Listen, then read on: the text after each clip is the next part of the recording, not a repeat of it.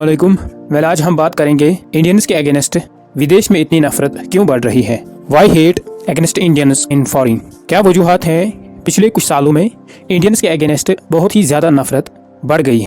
इसमें कोई शक नहीं है, इंडियंस दुनिया के लार्जेस्ट इमिग्रेंट्स हैं। अप्रॉक्सीमेटली 2.5 मिलियन इंडियंस हर साल इंडिया से ओवरसीज माइग्रेशन करते हैं, जो कि वर्ल्ड में हाईएस्ट है।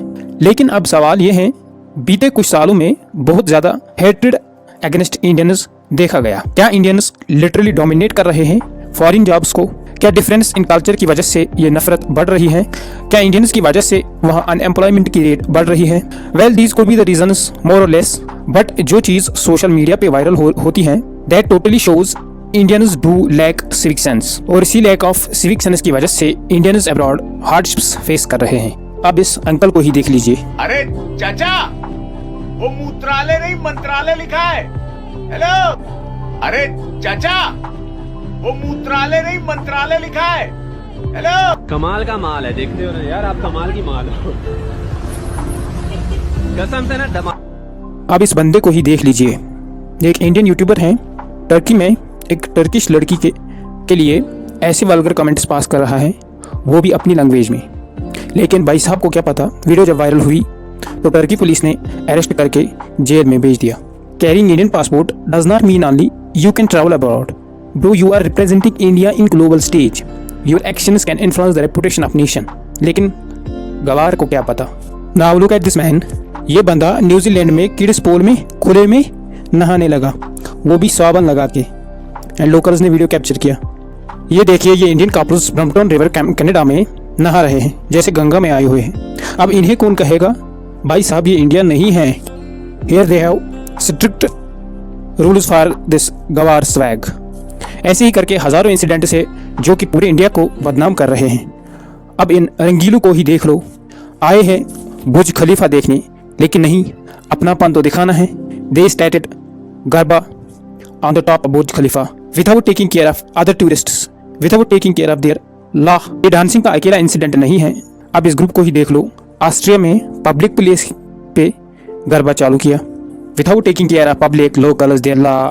ये वही लोग हैं जो इंडिया से विदेश job for betterment of life के लिए जाते हैं, और फिर इन्हीं हरकतों की वजह से इन्हें डिपोर्ट किया जाता है। और इन्हीं लोगों की वजह से इस दीदी को ही देख लो, इसने मार्ट में ही चोरी कर दी।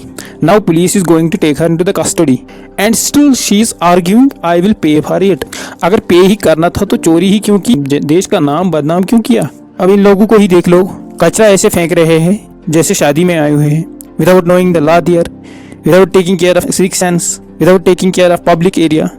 रेपुटेशन डाउन नहीं होगी तो और क्या होगा, हेट अगेंस्ट इंडियन बढ़ेगा नहीं तो और क्या होगा। ये तो रही विदेश की बात। ना जो फॉरेन से हमारे यहाँ टूरिस्ट्स आते हैं उनको भी हम नहीं बख्शते हैं। ये एक 22 ईयर ओल्ड जापानीज टूरिस्ट हैं जो कि होली के टाइम इंडिया आई थी। इसको होली के टाइम पे भी नहीं छोड़ा, इसको भी हैरेस किया गया।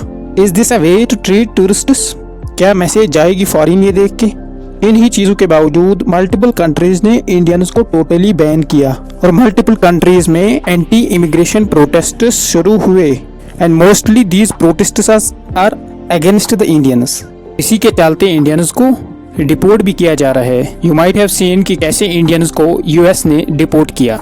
आई am not totally putting it on to civic sense only, racism exists here. I am not denying other things like racism, cultural differences, language, but nowadays major concern जो है, जो चीज वायरल हो रही है, that are pouring petrol और fire। अगर 100 में से 1% भी unethical etiquettes दिखाएगा तो बदनाम तो पूरी कम्युनिटी को होना पड़ता है। That is why all of us need to develop our civic sense.